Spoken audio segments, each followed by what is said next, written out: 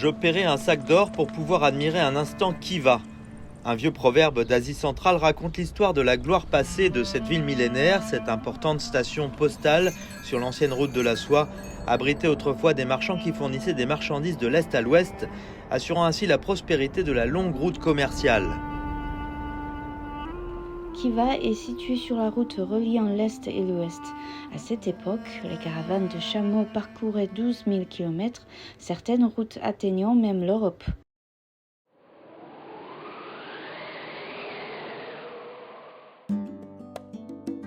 Aujourd'hui, la ville intérieure Ichan-Kala de la ville de Khiva préserve le groupe de bâtiments anciens le plus complet de la région de Khwarezm en Asie centrale, ainsi que l'empreinte historique de la rencontre des civilisations orientales et occidentales.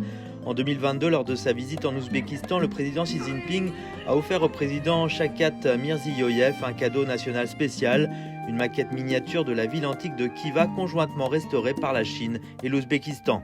C'est très passionnant, car cela témoigne des efforts des travailleurs, des reliques culturelles et des gouvernements de nos deux pays pour protéger conjointement notre patrimoine culturel mondial.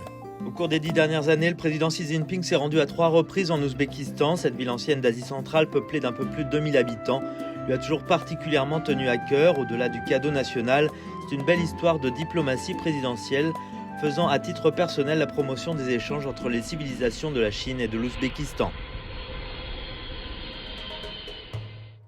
En septembre 2013, au lendemain du jour où le président Xi Jinping a lancé au Kazakhstan l'initiative visant à construire en commun une ceinture économique des pays traversés par l'ancienne route de la soie, il est arrivé à la prochaine étape de son voyage en Asie centrale, l'Ouzbékistan. Il est entré dans le musée pour explorer les origines historiques des échanges culturels entre divers groupes ethniques sur l'ancienne route de la soie. Devant une carte de l'ancienne route de la soie, Armida Nazarian a raconté au président Xi Jinping l'histoire du voyage de Jantien de la dynastie Han à Fergana, en Ouzbékistan actuel. Lors de sa visite de la ville antique de Samarkand, le président Xi Jinping a posé de nombreuses questions, ce qui montre qu'il a une profonde compréhension de l'histoire de Samarkand et de l'histoire de l'Asie centrale. Le président Xi Jinping a souligné que dans le nouveau contexte, nous devons construire une nouvelle route de la soie.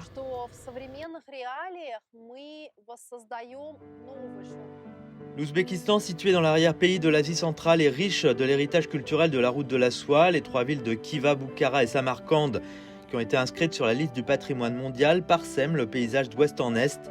Mais le temps a fait son œuvre, certains bâtiments anciens se fissurent et les tuiles fines tombent. C'est lors de cette visite en 2013 que le président Xi Jinping et le président d'alors, Karimov, ont convenu de coopérer sur un projet de protection et de restauration du patrimoine culturel.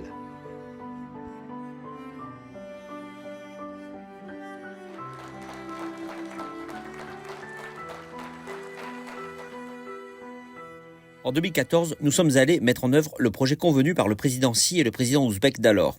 Nous nous sommes rendus dans tous les coins de Khiva et nous avons fait une étude détaillée des problèmes qui existaient au niveau des reliques culturelles.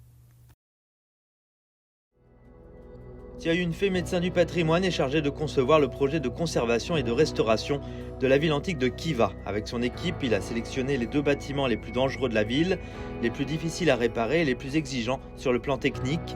Après 2 années de recherche approfondie, il a prescrit un plan de sauvetage. À la veille de la phase de restauration et de construction, le président Xi Jinping s'est à nouveau rendu en Ouzbékistan en juin 2016. Au cours de sa visite d'État très chargée, il a rencontré des archéologues chinois.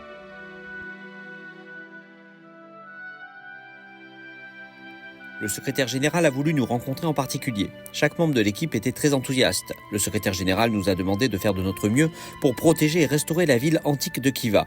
Il nous a encouragés à mener à bien la protection et la recherche des vestiges culturels dans les pays de la ceinture et la route. 观今亦见古，无古不成今。历史是一面镜子，它照亮现实，也照亮未来。 Pendant la phase de restauration des bâtiments anciens, il n'est pas possible d'utiliser du ciment. Nous devons respecter l'aspect culturel le plus primitif des bâtiments anciens et utiliser les matériaux les plus traditionnels pour les restaurer. L'équipe de restauration chinoise a suivi le principe de restaurer l'ancien comme l'ancien afin de préserver au maximum l'authenticité et l'intégrité de la ville antique de Khiva, À cette fin, de nombreux artisans chevronnés maîtrisant l'artisanat traditionnel local ont été recrutés pour rejoindre l'équipe.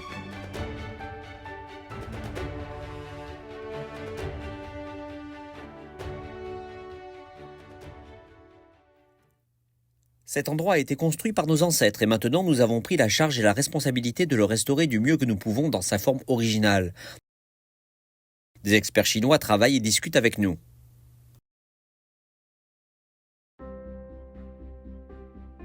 Durant les 6 années de restauration, l'équipe de restauration chinoise a formé plusieurs membres du personnel technique chargé de la protection du patrimoine culturel. Ils ont travaillé main dans la main et ont rétabli les bâtiments anciens de l'époque avec l'esprit artisan.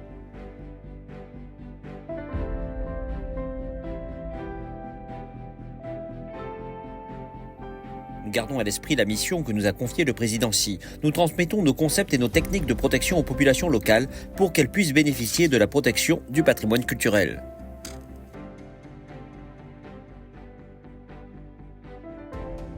Plus de 300 familles habitent toujours dans la ville antique de Khiva. En plus de la restauration, l'équipe chinoise a également amélioré leur cadre de vie. L'axe du nord au sud qui traverse la ville antique a été réhabilité pour permettre le passage des touristes. Auparavant, les rues étaient pleines d'eau usée et de boue. Maintenant, ce sont des rues plates et larges. Le personnel technique chinois nous a aidés à construire des rues, des systèmes de drainage, des installations luminaires, etc. Nous sommes très contents que l'environnement se soit beaucoup amélioré.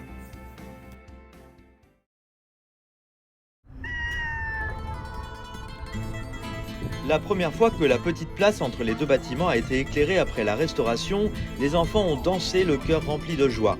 La ville a retrouvé sa vitalité et son dynamisme et les habitants ont retrouvé la ville qu'ils aiment tant. Le musée d'Ishtan Kala a retrouvé son visage du 19e siècle. Lors de la restauration, nous avons beaucoup échangé sur comment transmettre ce patrimoine culturel aux futures générations. Via les projets de la protection du patrimoine culturel de la ceinture et la route, nous avons continuellement renforcé le concept de protection du patrimoine, la coopération sur les techniques de protection du patrimoine, afin que les populations locales se joignent à nous dans la mise en œuvre de ce projet. Cela renforce la compréhension mutuelle, l'échange et l'intégration culturelle.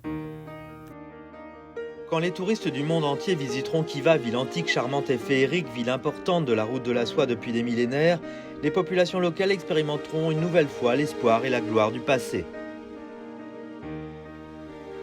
Lorsque nous voyons le coucher de soleil et les nuages du ciel sur la muraille, tout ce que nous avons fait en vaut la peine. Je repensais au voyage du diplomate Jiang Qian vers l'Occident. Il était peut-être à dos de chameau, poursuivant sa route en regardant lui aussi ce même coucher de soleil.